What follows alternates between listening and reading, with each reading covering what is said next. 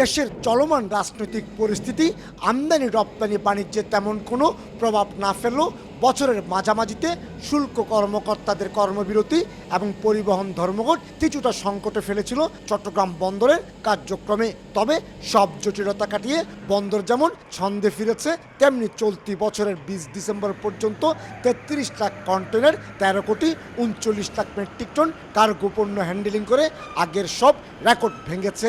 একই সঙ্গে জাহাজ এসেছে 4,300-র বেশি।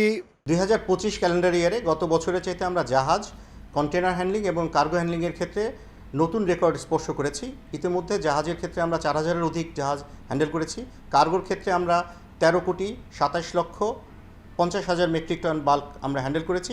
পাশাপাশি আমরা 33 লক্ষ কন্টেনার বেশি হ্যান্ডেল করেছি এবং এই অর্থ বছরের শেষে এটা 3.4 মিলিয়ন অর্থাৎ 34 লক্ষ কন্টেনার হ্যান্ডেল করার আমরা আশা করছি। চট্টগ্রাম বন্দর এই টোটাল ক্যালেন্ডার ইয়ারে আমরা চেষ্টা করেছি আমাদের যে প্রযুক্তিগত যে সমস্ত ব্যারিয়ারগুলো ছিল সেইগুলোকে পাশ কাটিয়ে নতুন নতুন উদ্ভাবনী কার্যক্রম গ্রহণ করা। আমরা ম্যাসিভ অটোমেশনে গিয়েছি, আমরা গেট এবং আমাদের যে সমস্ত পিয়ার সাইড অপারেশনগুলো হচ্ছে সেগুলো অটোমেশনে গিয়েছি। পাশাপাশি কাস্টমসের সাথে আমরা নিবিড়ভাবে কাজ করেছি এবং আমরা আমাদের যে ইয়ার্ড ম্যানেজমেন্ট আছে সেই ম্যানেজমেন্টটা আমরা নতুন করে ঢেলে সাজিয়েছি। এ কারণে আমাদের পক্ষে এই নতুন মাইলফলক স্পর্শ করা, রেকর্ড করা